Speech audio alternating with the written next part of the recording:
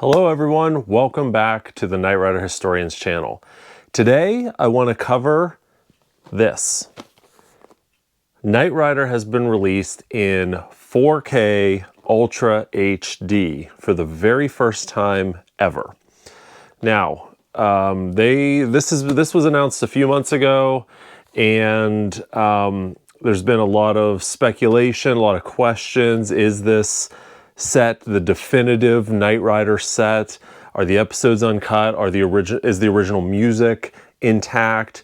So today we're going to answer that. We got a advanced review copy last week and had a chance to go through it, and we'll tell you the pros and cons of this set, which is available now for purchase. So let's go ahead and dig into the 4K Ultra HD release of Knight Rider.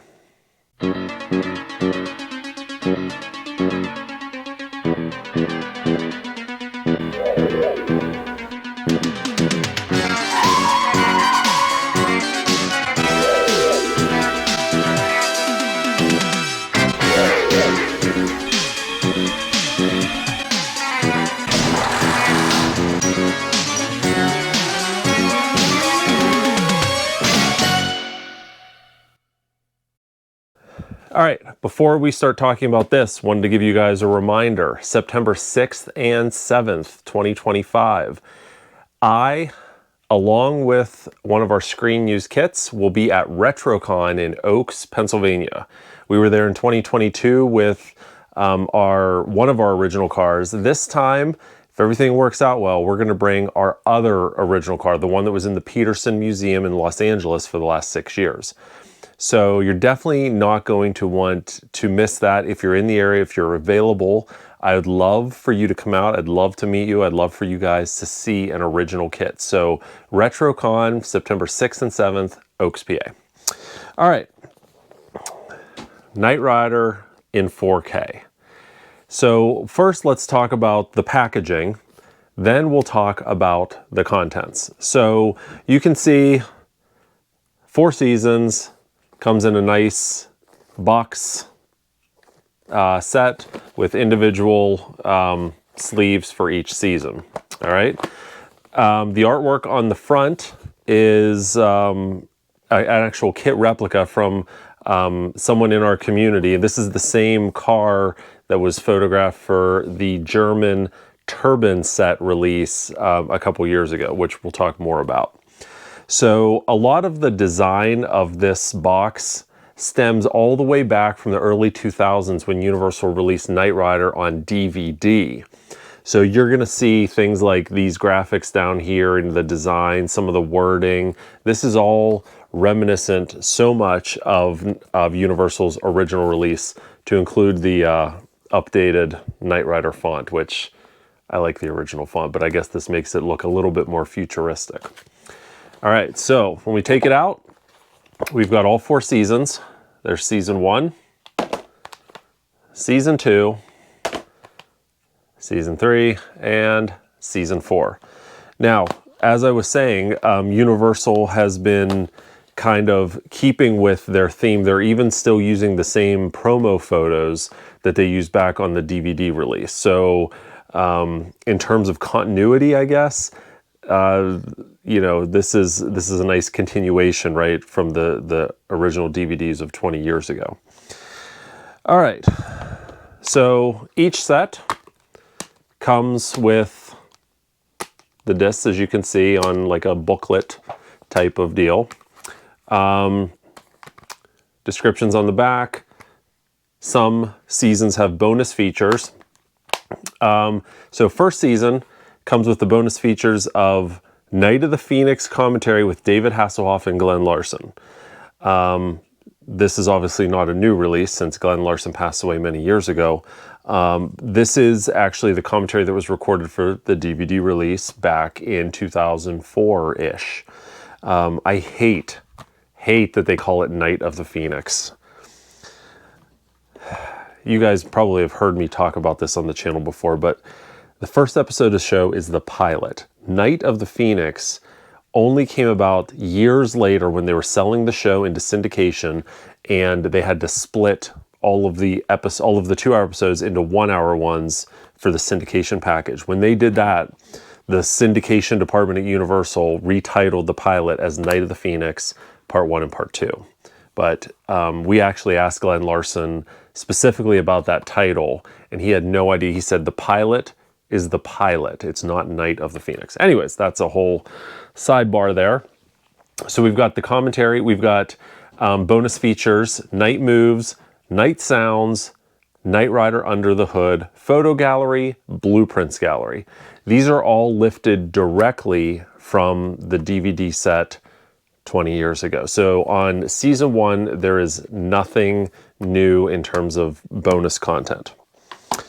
All right, season 2, no bonus features at all, just the 22, 24 episodes, however many they had, season 2. Season 3, we've got the bonus feature of the Great 80s TV Flashback. Again, they pulled that directly from the season 3 DVD release from 20 years ago. That's just a kind of a look back at 80s TV. It's pretty neat if you haven't seen it, but nothing new there. Season 4, we've got Knight Rider 2000, the 1991 TV movie. Sad to say that is not in 4K. They didn't rescan the negatives for Knight Rider 2000. So that's not going to be anything new if you have some of the previous releases. But what is new is this Knight Rider Behind the Wheel documentary. So it says an all-new 1-hour documentary with the cast and crew interviews revealing the stories behind the bold stunts, cutting-edge tech, and how a talking car and a lone hero captured the imagination of a generation. This 1-hour documentary is worth the price of this set alone, in my opinion. I actually had the good fortune of being involved with this, with the making of this documentary. The person and the company that put this together really did their research and spent the time to track down so many people related to the show. Now, David Hasselhoff is not interviewed, Patricia McPherson isn't, Peter Peros isn't, Rebecca Holden is, not William Daniels, but mainly focused on the crew. So you're gonna see on that documentary, you're gonna see people who previously you probably only recognize their names from the credits of the show. Think one of the producers, Bernadette Joyce, Hannah Louise Shearer, who was a writer and producer, Tom Green, a lot of the stunt people, Jack Gill is in there, Bob Brawlver is in there, and so on and so forth. And like I said, Rebecca Holden is in there, and you've got a few one-episode guest stars as well. I was interviewed, I'm on it, AJ's on it, we've got Nick Nugent, Mark Pewitt, Perry Fractic is there, Jacob Peterson. So this is a really well done documentary. And what's really neat is the people that put this together were able to track down some really cool behind the scenes photos of, you know, KITT wrecked after a turbo boost, pictures that have never before been seen you'll find on this documentary. So if nothing else, buy the set for the documentary. You definitely won't regret it. And, you know, there's more coming. That's all I'm going to say. All right. So that's the overview of what it looks like and an overview of the bonus features. Now let's talk about the content. According to Universal, they rescanned the original 35mm negatives in 4K for this project. They did rescan negatives. It is in 4K. The picture really does look good. This is the best that Knight Rider will ever look, I'm pretty sure. I can't imagine there will be another release of this series after this 4K release. There's almost no reason to at this point. So this is going to be most likely the final release. The picture really, really looks great. But there are issues with the set. Some pretty big issues, actually. So let's talk about the 2-hour episodes of the show. When Knight Rider originally aired, every single 2-hour episode aired as a 2-hour movie. They never aired as part 1 and part 2.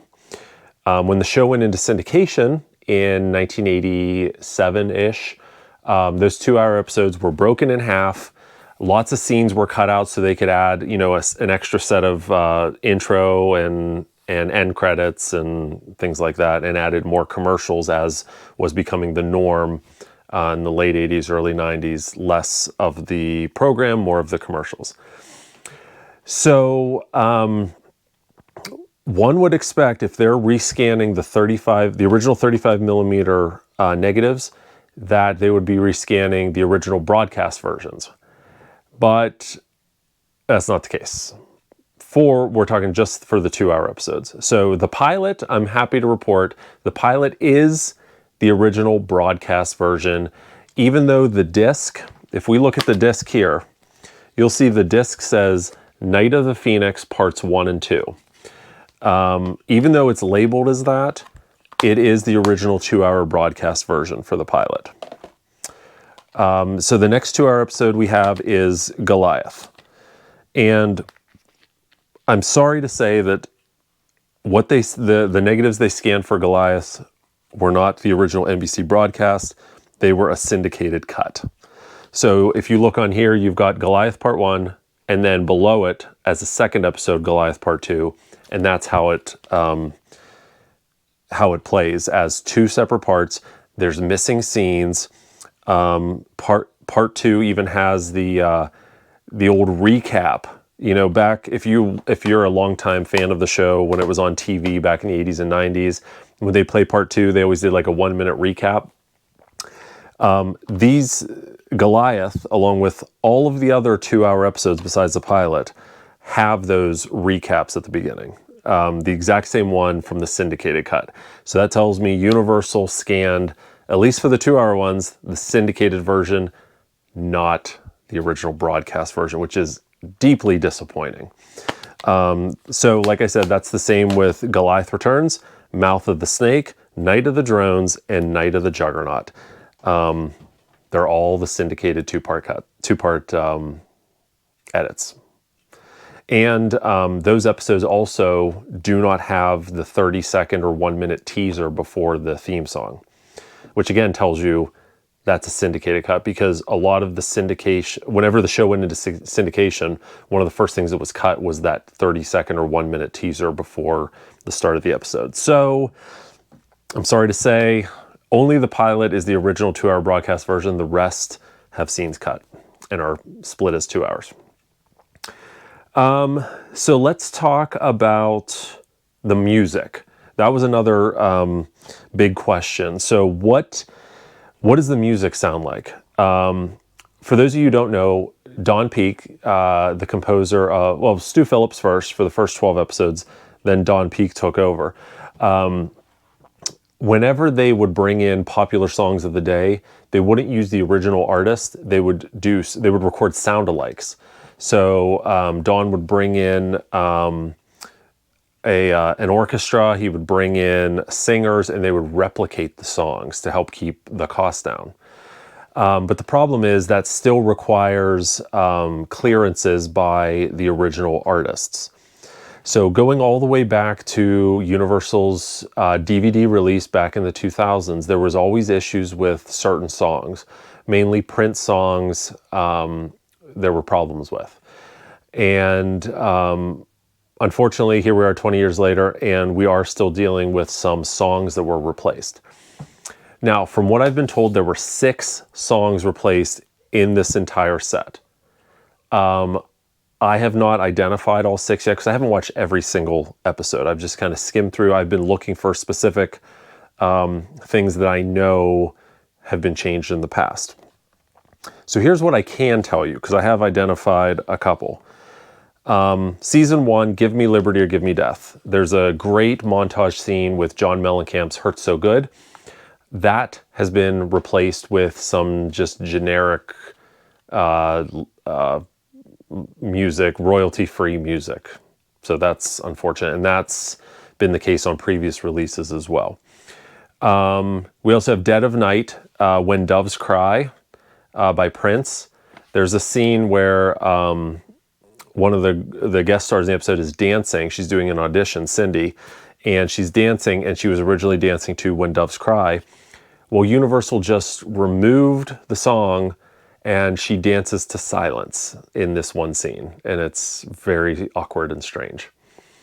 There were rumors over the last couple weeks that because they removed John Mellencamp's song and Give Me Liberty, Give Me Death, that they also removed Crumblin' Down, another John Mellencamp song from Season 2's White Line Warriors, which would be extremely problematic because Crumblin' Down is an integral part of the story. They even named that song in the episode. There were reports that that song was removed. I'm here to tell you that is false. Crumblin' Down is still intact in that episode. And there's also a scene where Prince's Little Red Corvette plays in the Sunspot Club when Michael and Cindy first arrived to start the investigation. Previous Universal releases replaced that Little Red Corvette song with generic music. I'm happy to report in this release, Little Red Corvette is intact.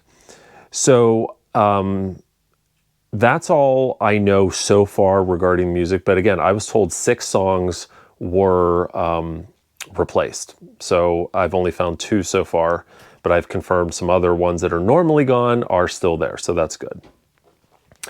And then we also have regarding the theme songs. So when the show originally aired on NBC, there were 2 episodes that had standalone versions of the opening intro. Night of the Drones and Night of the Juggernaut. So those were set up to hide Kit's new features later in that episode, because in both those episodes, Kit's destroyed.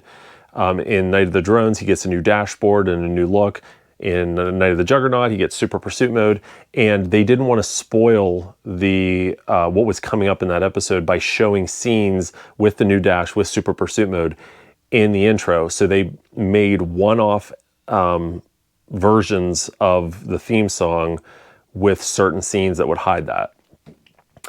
Night of the Drones does not retain its unique one-off intro. It just has the generic Season 3 intro.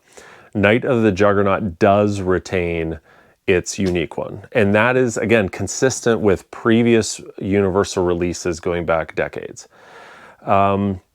So that's where we're at right now. Now, a lot of you guys know a few years ago, and I mentioned this earlier in the video, that Turban Media in Germany released a 40th anniversary Blu-ray box set of the show. And to me, that is the definitive release of the show.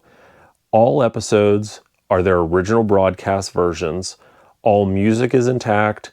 All theme songs like Night of the Drones, Night of the Juggernaut, they're all intact. In addition, there's, I think, 3 hours of new bonus features added to that release. So as much as I wanted this 4K release to be the be-all, end-all, absolutely amazing, I have to say I'm disappointed. The only thing, again, not disappointed in that 1-hour documentary. Absolutely amazing. And if you have the spare change, buy the set just for that. But in terms of what Universal did for this set, it is a little bit of a letdown, unfortunately. The Turban Media set, if you can get your hands on it, that's the definitive set. Yes, it's not in 4K, it's in Blu-ray, but to me, I'd almost rather have it in Blu-ray with everything intact than 4K with it hacked up like this. So, that is my breakdown of the 4K set. Now, I'll keep an eye on the Knight Rider Historians Facebook page, because as I have time to go through these in a little bit more depth, I'll probably post some of the other differences that I find on there. But I wanted to get a review out early on in the release of this, just so you guys could be informed, make your decision as to whether you want to add this to your collection or not. Even if this copy wasn't given to me to review, I still would have purchased it just to have it. So, and again, documentary. So there you go. There's my thoughts on the 4K release of Knight Rider. All right. So with that said, that's all I have for today on this release. Let me know down in the comments below what your decision is. Are you going to purchase this set, or are you gonna maybe look for or already have the Turban Media set? Let me know your thoughts. All right, guys, thank you so much for watching. Appreciate it. We'll talk to you soon.